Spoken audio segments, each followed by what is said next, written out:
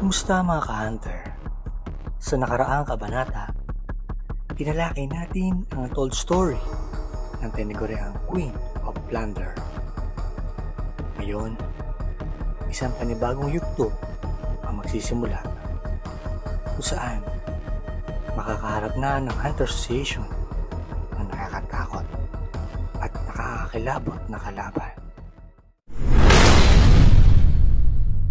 Ang pagkadawit ng House of Hunter Representatives Science Group. Sa utos ng Hunter Association, sinimulan ang malawakang search operation laban sa mga plunder. Buong mundo ay hinalugad nila, bawat sulok at bawat kanto. Pati na ang mga lugar na mayroong sightings at pag-atake mula sa mga plunder. Ngunit sa hindi inaasahan ay nakasalubong nila mismo ang Reyna. Kasama nito ang kanyang asawa at ang kanyang mga tapat na alagad.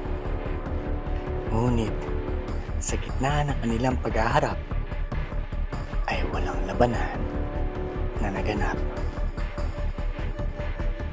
sapagkat ramdam ng mga hunters na hindi sila uubra sa tindi ng kickback aura na ibinubuga ng Reyna. Habang naglalabas ng matinding aura ang Reyna, ay napansin ng mga hunters na parang merong itong gustong sabihin sa kanila. Kaya't dali-daling lumapit ang mga matatandang hunters dito. At doon ay ibinunyag ng Reyna ang lihim na matagal na niyang hinaukublay.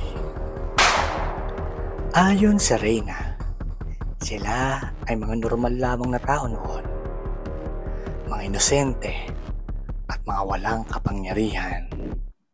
Hanggang isang araw ay may dumating na grupo ng malalakas na hunter na silang nagdakip at nag-eksperimento sa kanila. Ayon sa Reyna, ang grupo na to ay tinatawag na the House of Hunter Representative Science Group. At doon, isa-isang binanggit ng Reyna ang mga sangkot sa kanilang pagkakadukot. Una, si Alcantarantado na nahuli kamakailan lang. Pangalawa, si Braces. Pangatlo, si JJ. At iba pang 23 na makapangyarihang personalidad na may matataas na posisyon. Ngunit, iginiit ng Reyna na sila ang pinakamalakas sa lahat dahil may mas nakakatakot pa kaysa sa kanila. Ito ang tinatawag na Demon King Plunderer. Kasama nito ang kanyang mga alagad na part ng the House of the Hunter Representative Science Group. Isang nilalang na siyang tunay na pasimuno ng kanilang pagkakahuli at ng lahat ng eksperimento. Ngunit hindi niya ito pinangalanan, at matapos iyon, bigla na lamang siyang umalis kasama ang kanyang asawa at mga alagad. Subalit, hindi nagpaawat ang mga matatandang hunters. Sinubukan nilang pigilan ng Reyna, ngunit ginamitan lamang sila nito ng maywagang under the table cloak. At sa isang iglap, naglaho ang Reyna. Pero bago pa sila tuluyang makaalis, ay may kakaibang naganap.